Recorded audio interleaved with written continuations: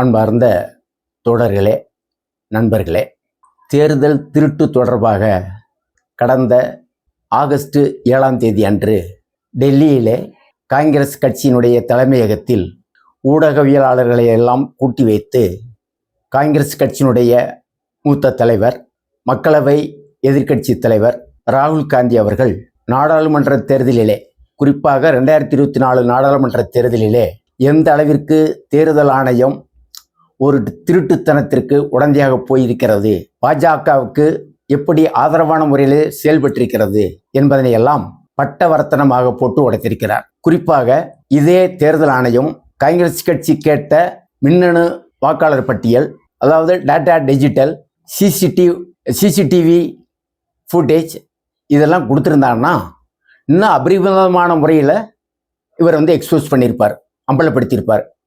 ஆனாலும் கூட இவருக்கு கிடைத்தது ஒரு பிடிஎஃப் ரேஞ்சில் தான் அந்த தொகுதிக்கான, அதாவது பெங்களூர் மத்திய பாராளுமன்ற தொகுதி அந்த பிடிஎஃப் லெவலில் கிடைச்சதை அதை அப்படியே எடுத்துக்கொண்டு ப்ரௌசிங் சென்டர்லேருந்து எடுக்கிறோம் இல்லையா, அந்த மாதிரிக்கான தன்மையிலே உழைப்பு திறன் மூலமாகவே மொத்தமாக சேர்த்து ஏறத்தாழ சுமார் 7 அடி 8 அடி உயரத்திற்கு பேப்பர்களாகவே அடுக்கக்கூடிய அளவுக்கு உண்மையில கண்டறிச்சிருக்கிறாங்க. என்னென்ன மோசடி நடந்திருக்கு, என்னென்ன திருமுள் நடந்திருக்குது, எப்படி வாக்கு திருட்டு நடந்திருக்குது, மொத்தத்திலே தேர்தலே இப்படி திருட்டுத்தனம் நடந்திருக்குது என்பதை சரியான முறையில் 6 மாதமாக இந்த வேலை செஞ்சிருக்கிறாங்க.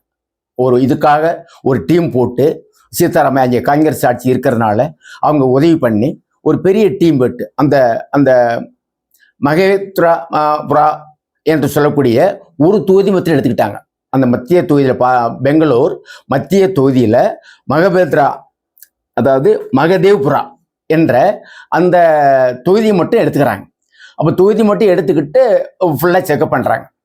அப்போ இதில் என்ன பிரச்சனை கேட்டால், ஏறத்தாழ 1,250 ஓட்டு ஒரு போலி வாக்குகள் அப்படிங்கிறது உறுதிப்படுத்தப்பட்டிருக்குது, புதுசாக சேர்த்துருக்குறாங்க.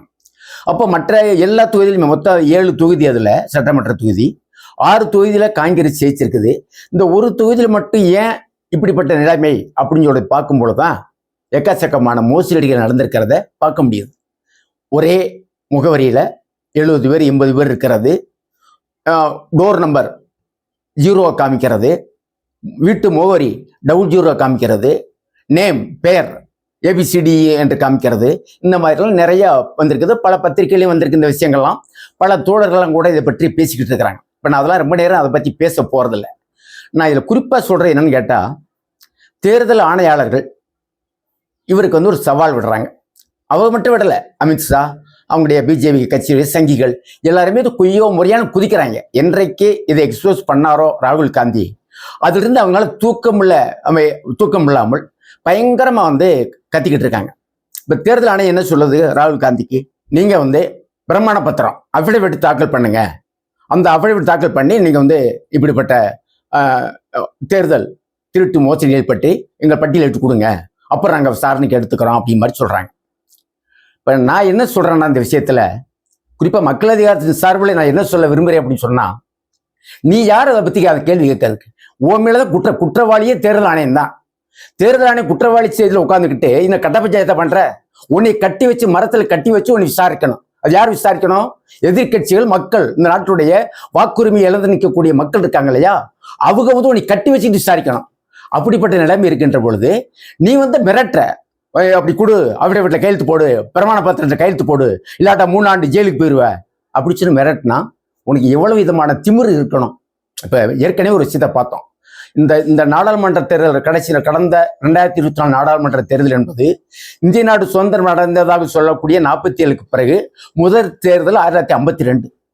1952 இருந்து இந்த 2024 வரும் 17 தேர்தல் நடந்திருக்குது. 17 தேர்தலில் இந்த 2014, 2019, 2024 இந்த 3 தேர்தலில் இந்த சங்கிகள் வந்த பிறகு தான் இவ்வளவு குளறுபடிகள் நடக்குது. இப்போ இவங்க வந்த பிறகு தான் தேர்தல் ஆணையாளர்கள் நியமன கமிட்டியில் 3 பேர் இருந்ததில் பிரதமர், எதிர்கட்சி தலைவர், உச்சநீதிமன்ற தலைமை நீதிபதி அப்படின்னு சொல்ற விஷயத்துல உச்சநீதிமன்ற நீதிபதி தலைமை நீதிபதியை தூக்கி வீசிட்டு உள்துறை அமைச்சர் அமித்ஷாவை தூக்கி போட்டுக்கிட்டாங்க. அப்போ மெஜாரிட்டி 2 பேர் பாஜக ஆட்கள் ஆகிறாங்க. பட்டவர்த்தனமான சங்கிகளை தேர்தல் ஆணையர்கள்லாம் நியமிச்சுறாங்க. அப்போ அப்படிப்பட்ட நிலைமையில போய் உட்கார்ந்துக்கிட்டு நீங்க வந்து இப்படி சவாடால் விட்டுறீங்க, கையெழுத்து போட்டு கொடு அப்படின்னா. தேர்தல் நடந்தது இங்க, இந்த மோசடி கண்டுபிடிக்கப்பட்டது இங்க பெங்களூர் மத்திய தொகுதியில் கண்டுபிடிக்கப்பட்டது. அப்ப பெங்களூர் இருக்கக்கூடிய யார் யார் கையெழுத்து போட்டு புகார் மனு கொடுத்துருக்காங்க பாருங்க தேர்தல் ஆணையத்துக்கு. வேணுகோபால், ரன்தீர் சுர்ஜேவாலா, டி.கே. சிவகுமார் துணை முதல்வர், சீதாராமையா முதல்வர். இதை காட்டில் வேற என்ன வேணும்? இவங்க 4 பேர் கையெழுத்து போட்டு உனக்கு தேர்தல் ஆணையத்துக்கு புகார் கொடுத்தாச்சு. அதே மேல சாரின்னு சொன்னா அந்த ஆள் எப்படி சண்டை பிரச்சனை பண்றாங்க பாருங்க தேர்தல் ஆணையம். அதெல்லாம் முடியாது. யார் முதல்ல வெளியிட்டாரு? ராகுல் காந்தி வெளியிட்டாரு. ராகுல் காந்தி கையெழுத்து போடணும், கார்கே கையெழுத்து போடணும் அப்படி சொன்னா இந்த தேர்தல் ஆணையத்துக்கு எவ்வளவு கொழுப்பு இருக்குன்னு சொல்ற மாதிரி நம்ம பார்க்கணும்.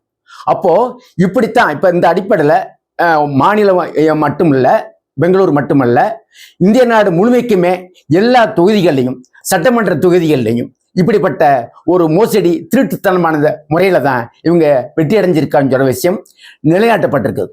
இப்ப அது மட்டும் இல்ல, இப்ப நடந்த மகாராஷ்டிரா, ஹரியானா, பீகார், இப்ப இது மாதிரி மத்திய பிரதேஷ் போன்ற தேர்தல் சட்டமன்ற தேர்தல் பூராமே கருத்து கணிப்பு எடுத்ததுல இதுல பூராமே தடவை பிஜேபி தோக்குன்னு கணக்கு எடுப்பு எடுத்துட்டாங்க. ஆனால் அதுல பூராமே இப்படிப்பட்ட தில்லுமுள்ளு மோசடிகளை பண்ணித்தே ஜெயிச்சிருக்கிறாங்க. அது மக்கள்லாம் மத்திய பிரதேசத்தெல்லாம் குதிப்படைந்து வீதியில் இறங்கி போராடினாங்க. அப்ப அப்படிப்பட்ட நிலைமை போயிட்டு இருக்கும் பொழுது சரி இதை பற்றி தரவுகள் இப்ப பெங்களூர்ல எடுத்த மாதிரி அங்கே எடுப்போம் அப்படிங்கிற மாதிரி போயிடுவான்னு சொல்லிக்காண்டி இப்ப இன்றைக்கு ராகுல் காந்தி 7ஆம் தேதி அதை எக்ஸ்போஸ் பண்ண உடனே இப்ப என்ன நடந்துன்னு கேட்டா இப்ப அங்க போற போய் தேட முடியல, எல்லாத்தையும் பிளாக் பண்ணிட்டான் தேர்தல் ஆணையம். அந்த வாக்காளர் பட்டியலை ஏற்கனவே பிடிஎஃப் லெவலில் கிடைச்சி இப்படி காகித ரீதியாக கண்டுபிடிச்சாங்க இல்லையா, அப்படி கூட கண்டுபிடிக்காத அளவுக்கு பிளாக் பண்ணிட்டாங்க. அப்போ இப்ப நாட்டில் பெரிய ஜனநாயக நாடுன்னு சொல்றாங்க, பெரிய பாராளுமன்ற ஜனநாயகம் சொல்றாங்க. உலகத்திலேயே இதுக்கு ஈடு ஜனநாயக வேற எங்கேயுமே பாராளுமன்ற ஜனநாயகம் இல்லைன்னு சொல்றாங்க. அப்படிப்பட்ட நாட்டுல நம்ம நாட்டு மக்களுடைய வாக்குரிமை திருடப்படுது, வாக்குச்சாவடி திருடப்படுது, ஒட்டுமொத்த நம்ம மக்களுடைய ஜனநாயக உரிமைகள் திருடப்படுது அப்படின்னு சொல்ற விஷயங்களை புரிந்து கொள்ள வேண்டும். இது ஒரு புறத்துல வாக்காளர் பட்டியலில் புதுசா ஆட்கள் சேர்க்கறது நீக்கிறது அப்படின்னு சொல்றாப்புல. இப்ப இந்த அடிப்படையில் இவர் எக்ஸ்போஸ் பண்ணோடனே இவர் என்ன சொல்றாருன்னா, நம்ம பெரிய மாபெரும் தலைவன் லோயா நீதிபதி சாகடிக்கப்பட்டதுக்கு காரணமா இருந்த அவர் என்ன சொல்றாரு, ஊடுருவல்காரர்கள் எல்லாம் வாக்காளர் பட்டியலில் சேர்றாங்க, அதை நம்பித்தான் ராகுல் காந்தி இருக்காரு, அதற்காகத்தான் இவங்க இப்படி போராடுறாரு, இப்பெல்லாம் வந்து பொய்யான குற்றச்சாட்டை வைக்கிறாரு அப்படின்னு இவர் பேசுறாரு. இவர் நப்பன் குருதுக்குள்ள இல்லைன்னு சொல்ற மாதிரி சொல்லுவாங்க இல்லையா, இவர் ஏன் தலையிடுறாரு? இவர் வைக்கிறது தேர்தல் ஆணையத்தின் மேல் குற்றச்சாட்டு வைக்கிறாங்க. இப்ப தேர்தல் ஆணையம் தான் பழி சொல்லணும். தேர்தல் ஆணையம் உண்மையாகவே பழி சொல்றதுக்கு லாய்க்கு இல்லை. நீங்க தேர்தல் ஆணையத்தின் மீது குற்றச்சாட்டு, இப்ப தேர்தல் ஆணையத்தின் மீது குற்றச்சாட்டு சொன்னா நீ வந்து அதில் இருந்து கொண்டு இதை விசாரிக்கிற மாதிரி சொல்றா இல்லையா, இப்படி கையெழுத்து போட்டு கொடு, பிரமாண பத்திரம் கொடு, அவிடவிட்டு கொடுன்னு கேட்கிறா இல்லையா, அந்த முறையே தவறு. அதற்கான உரிமை உனக்கு இல்லை அப்படின்னு சொல்றது ஒரு புறம். இன்னொரு புறம் இப்ப இவிஎம் வாக்கு இயந்திரம், அந்த இவிஎம் வாக்கு இயந்திரம் என்ன நடக்குது? இவிஎம் சொன்னாலேயே எலக்ட்ரானிக் ஓட்டிங் மிஷின். அந்த எலக்ட்ரானிக் ஓட்டிங் மிஷின்ல என்ன இருக்குது? சிவி எனப்படும் கண்ட்ரோல் யூனிட். அது வந்து போலிங் ஆஃபீஸர் 3 கிட்ட இருக்கும், அவர் தான் எல்லாத்தையுமே இது பண்ணாரு. பியூ எனப்படும் பேலட் யூனிட் இருக்கு இல்லையா, அதுல தான் நம்ம பட்டனை அமுக்குறோம். அது வந்து அதுவும் விவிபேட்டு சொல்ற பட்டனை அமுக்கின உடனே அது வாக்கு சீட்டா போய் அந்த பெட்டிகள் விழுகும் விவிபேட்டு இயந்திரத்துக்குள்ள. இந்த 2 மறைவிடத்துல இருக்கும். அப்ப மக்கள் ஒட்டுமொத்த இந்தியாவில் பாமர மக்கள் தான் அதிகமாக ஓட்டு போடுறாங்க. அவங்க பட்டனை அமுக்கணும் உடையன்றாங்க ஒழிய நம்ம அமுக்கின பட்டன்ல அதுக்கு நேர உள்ள சின்னத்துல காமிக்குதா, நான் சூரியனுக்கு ஓட்டு போட்டேன் அப்படி சொன்னா சூரியனுக்கு நேரம் கிரீன் லைட் காமிக்குதா, வேற தாமரைக்கு காமிக்குதா, ரெட் லைட் காமிக்குதா அப்படின்னு சொல்லி செக் பண்றது இல்லை, அமுக்கணும் உடையன்றாங்க. ஆனால் அதுலயும் மோசடி நடக்குன்னு சொல்ற அடிப்படையில அப்துல் கலாம் பழைய ஜனாதிபதியினுடைய பிஏ இருந்த பொன்ராஜ் எக்ஸ்போஸ் பண்றாரு. எலன் மஸ்க் அமெரிக்காவில் பெரிய பணக்காரன், அவன் வந்து இதுல வாக்கு இயந்திரத்துல மோசடி பண்ண முடியும் சொல்றாப்புல. அப்போ இவிஎம் வாக்கு எந்திரத்திலையும் கூட மோசடி பண்ண முடியும் அப்படின்னு சொல்ற நிலைமை நடந்து இருக்குது. அப்ப இப்படிப்பட்ட சூழ்நிலையில ஒட்டு மொத்தமாக நம்ம நாட்டு மக்களுடைய ஜனநாயக உரிமை வாக்குரிமையை இந்த அரசாங்கமும் அதற்கு ஒத்துவதக்கூடிய தேர்தல் ஆணையமும், அந்த தேர்தல் ஆணையமே சங்கிய தேர்தல் ஆணையமா மாறிச்சது. அதனால இவர்கள் மூலமாக நீதி கிடைக்காது. அதனால வரக்கூடிய பீகார் சட்டப்பேரவை தேர்தலில் எல்லா கட்சிகளுமே தேர்தலை புறக்கணிக்கலாம். அவன் வேணா ஜெயிச்சுட்டு போட்டோம், அதை பங்கெடுத்து என்ன செய்ய போறீங்க? ஏன்னா எல்லாம் போலி திருட்டுத்தனமான தேர்தல் நடத்துறாங்க. அதுல பங்கெடுத்து என்ன செய்ய போறீங்க? அந்த அனுபவத்தை பெற்றுக்கொண்டவங்க என்ன செய்யறான்னு பார்ப்போம். அதற்கு பிறகு அடுத்த கட்ட நடவடிக்கை போகலாம். அந்த அடிப்படையில இந்த பீகார் தேர்தலை தேஜஸ்வி யாதவ் பீகார் மாநிலத்தில் தேஜஸ்வி யாதவ் சொன்னது போலவே தேர்தலை புறக்கணிங்க.